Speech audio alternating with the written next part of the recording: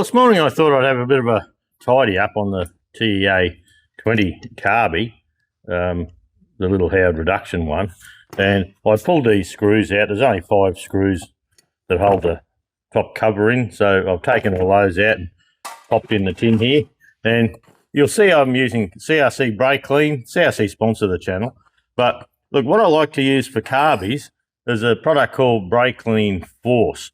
And now you can see when you do the normal old CRC, you get a bit of a squirt like that.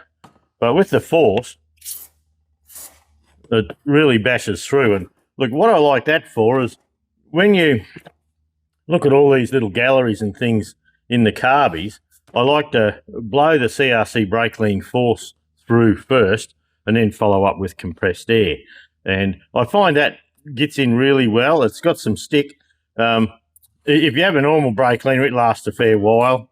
The Brake Cleaner Force, it doesn't last so long because of the pressure that it's sort of forced out in. But look, it's horses for courses. It's something that I find very useful for this type of job. So you can see the gasket here on the top. Someone's made that at some stage, and you know, it's done the job. But you can see the light patch here, so it's only just been sealing just on the edge there, so we can take that out of the way. We won't be using that again. And the little venturi there, look, that looks good as gold. I've got an old thinners tin that I've just folded the top edge on. My father-in-law used to fold a wire into them, but I'm not doing that. So once we get the top off the carb, we're presented with the float. So with the float, we just have a look. Mine's got a couple of little marks there. Look, they're neither here nor there. I think that will seal okay. You can shake it. There's nothing inside it, so that's good. The jets here, I just cracked them before just in case they were tight. And look, they're looking good too.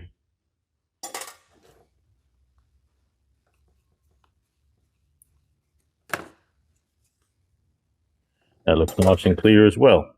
But you can see from all the rust in the bottom there, you know, all the crap I had in the tanks, you know, something has to give here. So what I like to do here is just take my little 4-inch king chrome. I like king chrome shifters. These little king chrome, they seem to open further than the other shifters for the size. Now this is a main jet down here.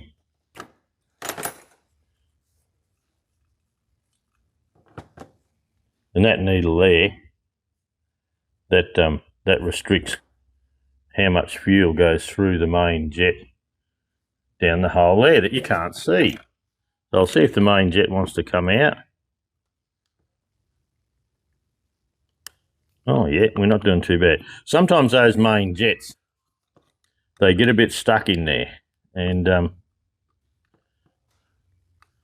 because they're in the bottom of the carb where the moisture and any other rubbish that's accumulated over time gets there, they seem to back up and the rot sets in down here, and you can see that's just starting to get a bit firmer there now.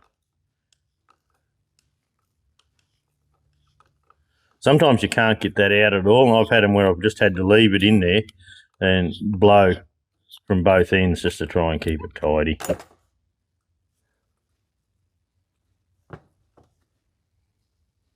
And that's a little hole in the jet there, so that's looking okay. This here we'll pull apart a bit later on. Oh, well, bugger it, might as well do it now, eh?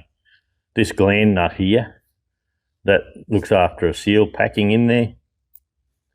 So that's the adapter, and that's your main jet needle. Now you can buy all this stuff, Queensland Tractor Spares in Australia, and we used to get it all in when I used to own it one time, and they still have it there, I believe. This is the drain. So quite often you can just get these carbies, run a bit of fuel through them and just let them drain out through the bottom. That's no problem in doing that. And one thing that was missing on my carb here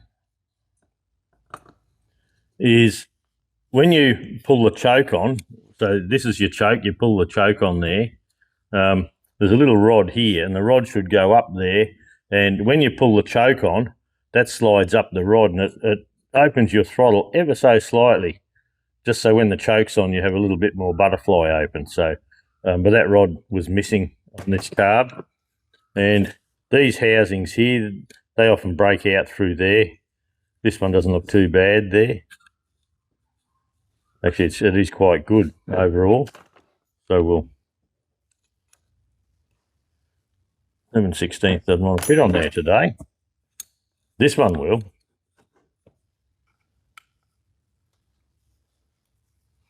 There we go.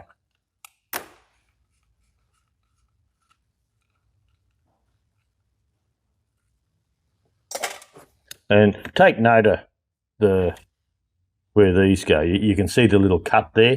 Just take note of that.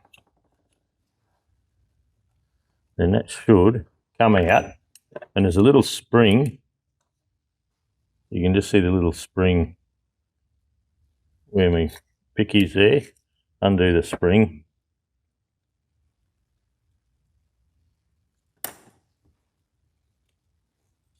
Now it'll come out there. Easy done. Okay, there's another spring over here, but we don't worry about that just yet. What we'd like to do now is pop in through there and undo the choke butterfly screws.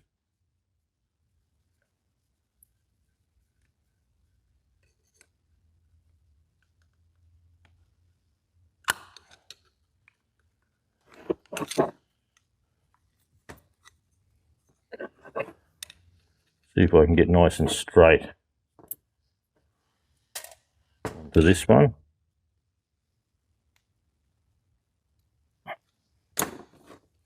That doesn't want to come.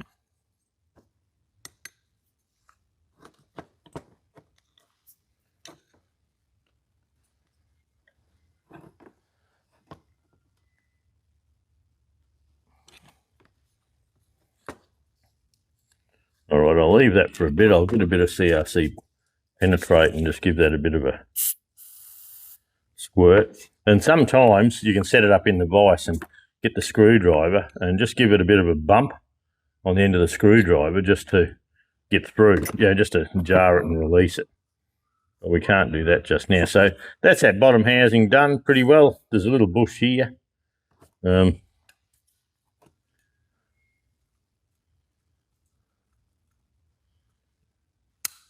That's just a spacer really for the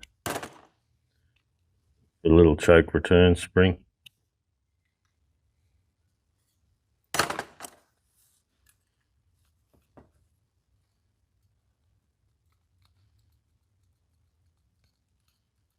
There we go.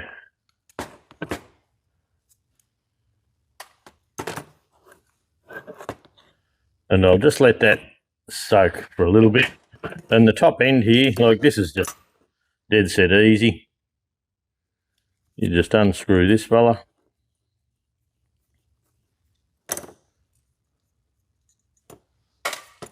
Pop him in there. Now this fella is your idle speed. So all this does, it opens up your butterfly a bit. So when you have your tractor on idle, the butterfly doesn't shut right off and stop it. It just lets it run through there. So we'll pop him out. And under here is your needle and seat. Now this is a big old needle and seat. Now one time I pulled all these apart and I checked it out because people were saying the aftermarket ones weren't as good as the old type ones. And look, I pulled them apart and I cannot tell the bloody difference. But the thing that you do need to know is, see that bit of rubbish in there? That's why this wasn't sealing off. It's just rust out of the tank. And you'll notice a thick washer here. In your kit, you'll get a thick washer, so just make sure that's there. And this here,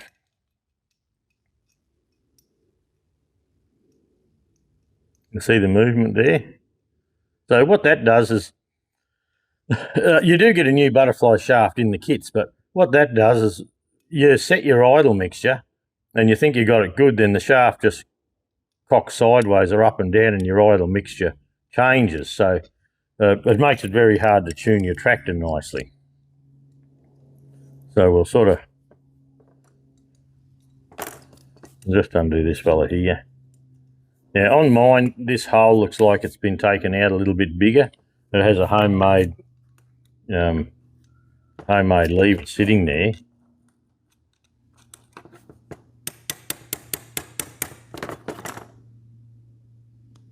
That just has to come down. Well, both of those pieces actually just need to come down over the flat on that shaft.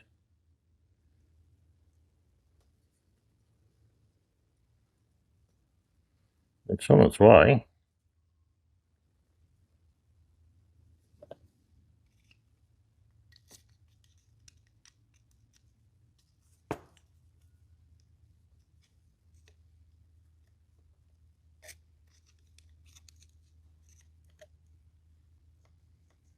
There we go.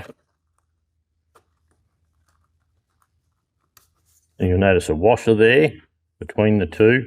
Then this little lever here, that's what your idle speed adjustment pushes on. So this should come off fairly easy now the first one's cleared the way for it.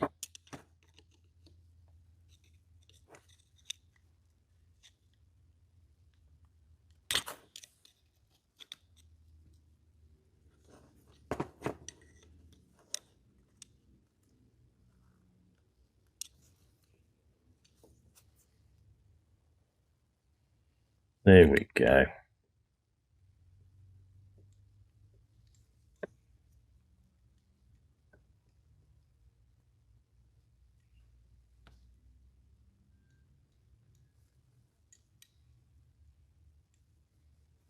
Oh, bloody thing, come on. There we go. All right, and now we should be able to undo this butterfly shaft. And we can hold him shut there. You can see the screws just in there. So I'll hold down against it, against the bench here. Yep, first one came undone.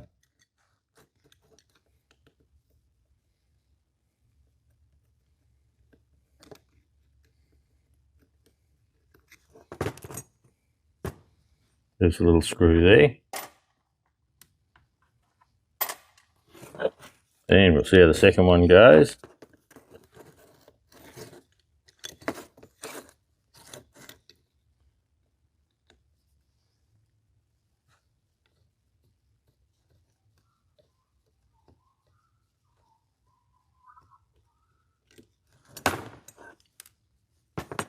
There's the other one there.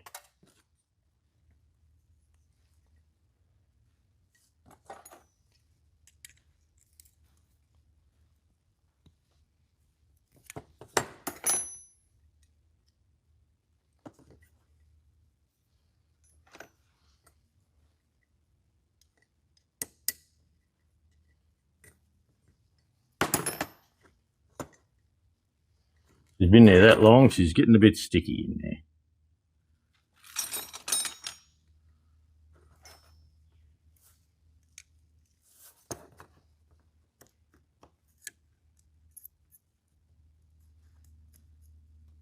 Sometimes they go a little bit crooked in the bore, and then the worn piece catches on the side of the shaft.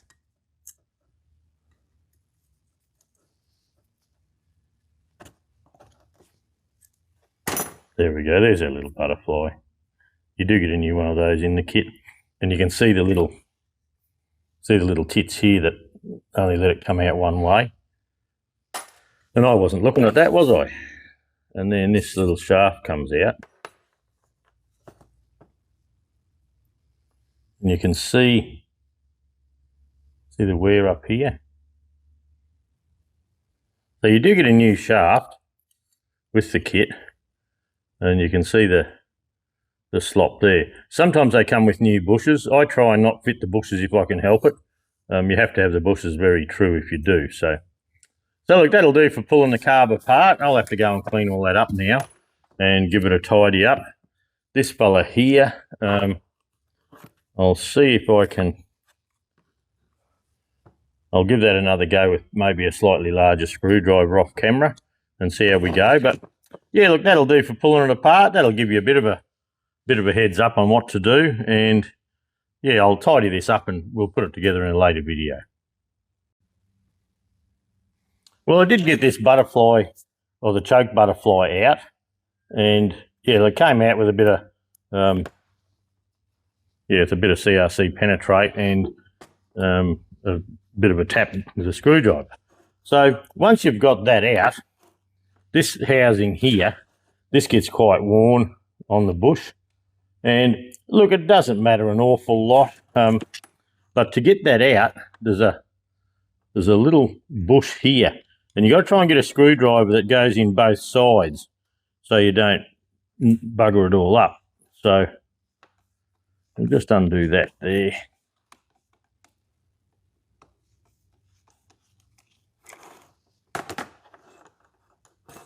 And that's it. It has a tension spring, a return spring on it, and that's the bush there.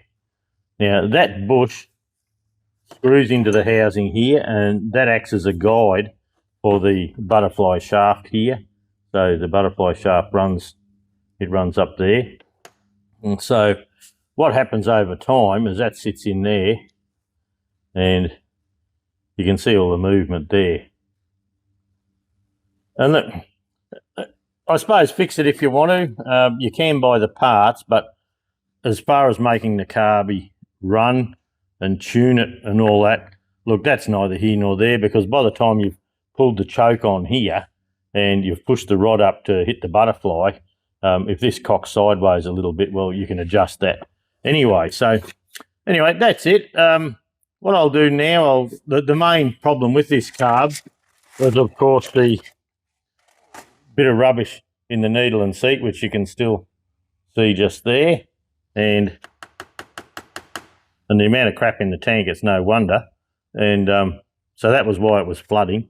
But we'll run through the carb anyway and just put a new kit through it and get it as good as we can, because, yeah, when you get a tractor out in the bush, you don't want something that runs like a bloody hairy goat. You want something that you can just hit the key and away you go. So, okay, that's it for stripping it. We'll be back in a while, eh?